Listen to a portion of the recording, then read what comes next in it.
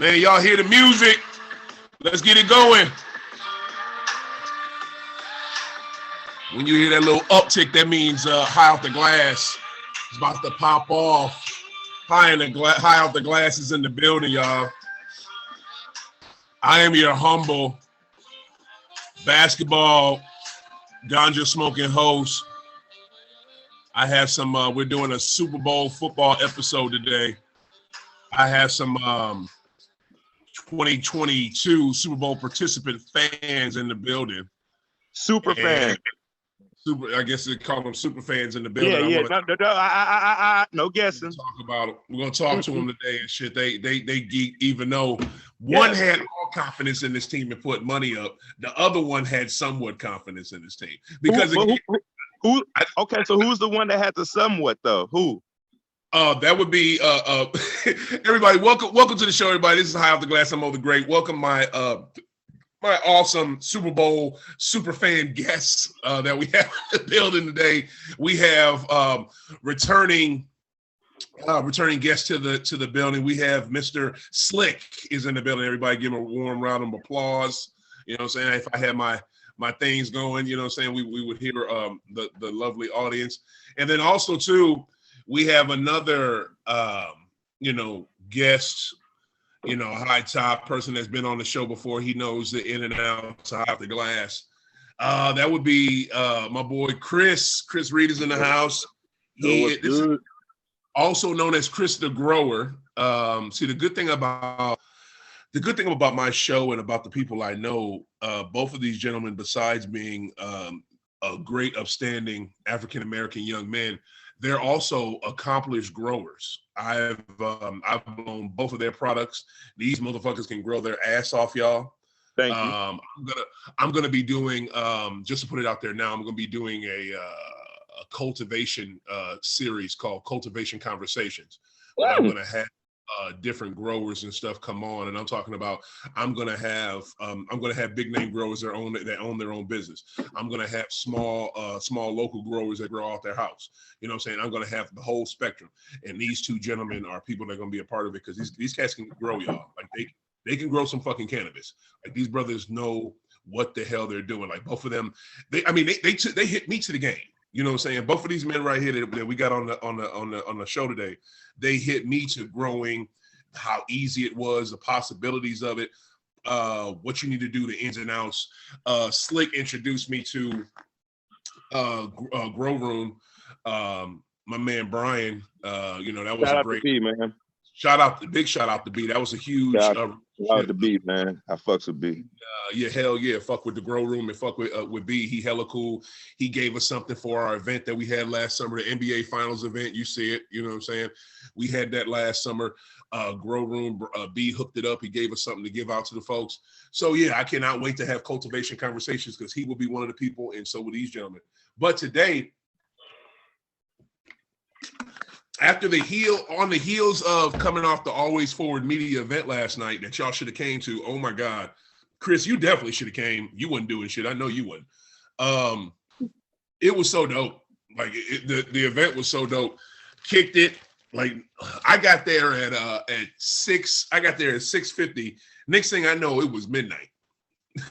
Like time went by fast. We was kicking it. And like I was telling this man, I'm so glad I'm vaxxed because if I was not vaccinated, I wouldn't have been at that bitch. But I'm fully vaxxed, so it felt good. But yeah, it was a great show last night. Shout out to Mob, Marcus Boston, you know what I'm saying, dude who put this Always Forward Media thing together. Shout out to lovely and super sexy and awesome Miss J for opening up her spot. It was a 1-year anniversary of All 55 being open. Slick has been there before. Chris, you need to come out. You will like that spot. It's going to be a nice little hike for you, but once you get there, it's worth it. You know what I'm saying? And, shout out to them because, Jay is a beautiful Black owner. Just opened up her spot a year ago. It was a 1-year anniversary last night. And, you know what I'm saying? Black ownership. You can't beat it. And she looks out for the community. You know what I'm saying? She for real looks out for the community, so we can't, you can't hate on that. But we're here to talk. Here to talk Super Bowl. We're here to talk football, and I'm gonna kick it off right here because I think we only got Slick for a limited amount of time. So I want to kick it off with Mr. Flores, because I think what Mr. Flores did, Mr. Brian Flores, setting off that lawsuit while still being a candidate. I'm gonna put a candidate in air quotes, goddamn, somewhat of a candidate for jobs. My man still put this lawsuit out there. He put the lawsuit out that Johnny Cochran. This is how huge this lawsuit is that Flores is doing. He put the lawsuit out while still being a candidate for NFL jobs. And this is almost the same exact lawsuit that Johnny Cochran was going to put out before he passed in the early 2000s, and the NFL got scared as hell about, and then implemented that bullshit Rooney Rule, affirmative action for the NFL.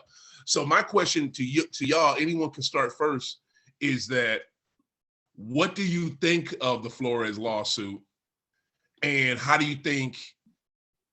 First, I'll just ask, what do you think of the Flores lawsuit? Because that's a big in and of itself. Go ahead, somebody, Amy might jump in. I think it's big, man. I think he on the NFL's ass, and he rightfully should be. I think that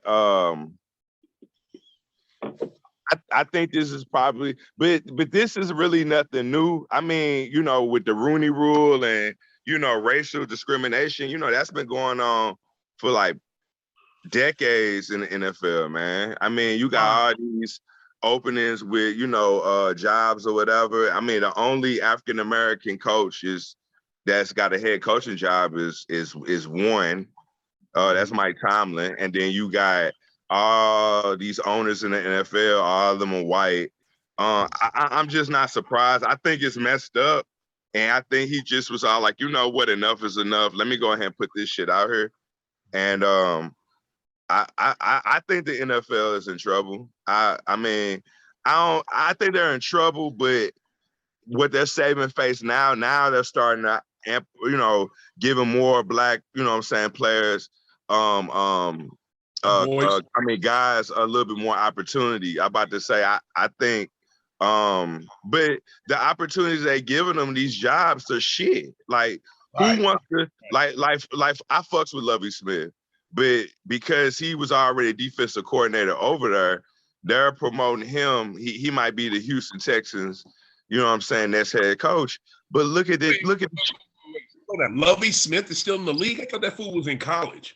Oh, no. He was at Illinois, but now he's at I think he was a defensive coordinator at Houston, Texans.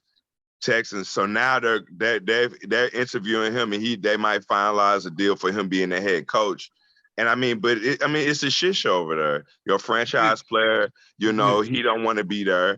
Most of the talent that you had there, they're gone. And it's pretty much a rebuild stage, man. And I don't mean to cut you off, but let's keep it to Houston real quick. Look how they did David Culley.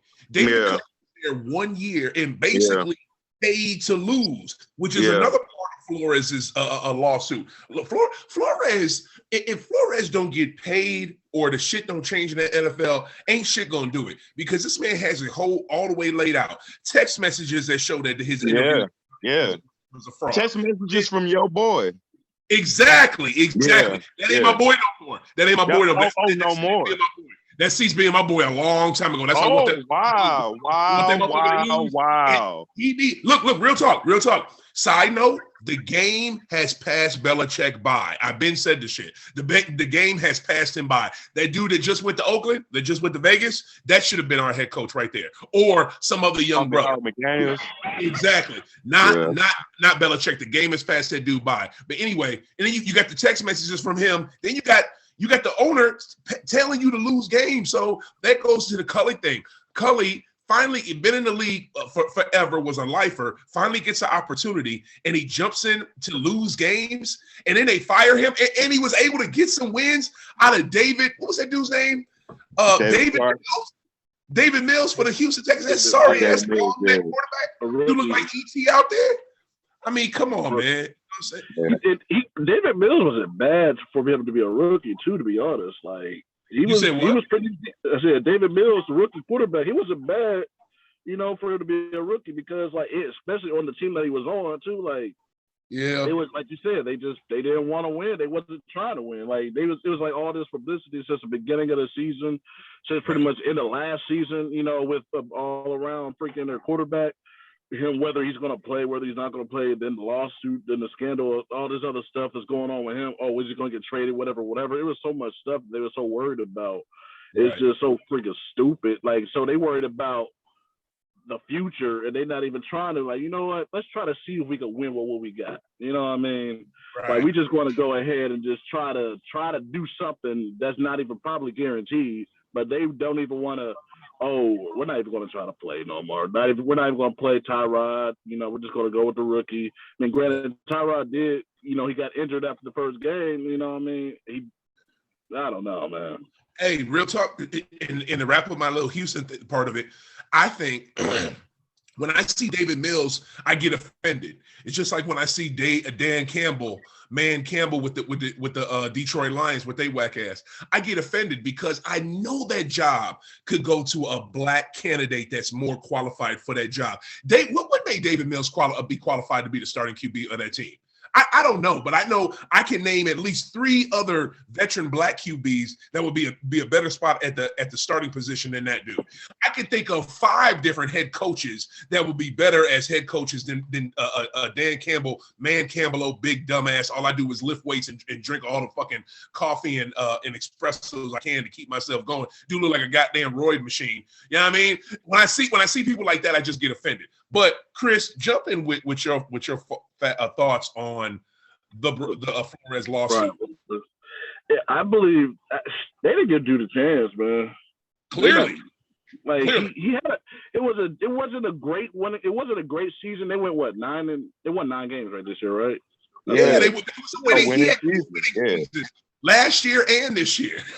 Yeah, like you have 2 winning seasons. They probably you're not winning. You're winning enough for us not to say we're losing, but you're not winning. So we got to get rid of it. Like after what? It wasn't even that long, like 2 seasons, right?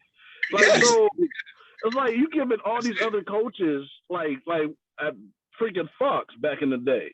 You're giving them years, 4 or 5 years, 5, 6 years. Cats can't even get a whole season. The interim head coach can't even get a whole season. The freaking Flores can't get a whole 2 winning seasons. He can't get you're not giving them the opportunity, so they just basically. I understand. I'm 100% for this cat. Like, you gonna fire me for what? Yeah. Like you fire me. Right.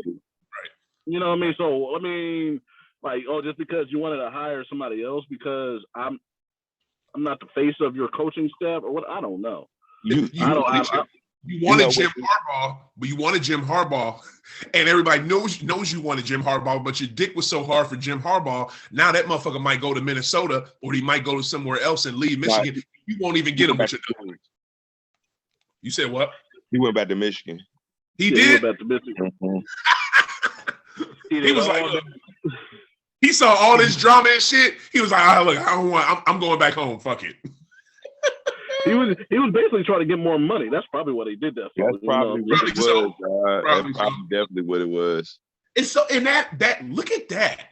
That instance too is so white privilege. So they get the breaks that other motherfuckers don't. This dude has 1 good season at Michigan. 1 good season at Michigan. My daughter just turned 10 years old on the 23rd of January.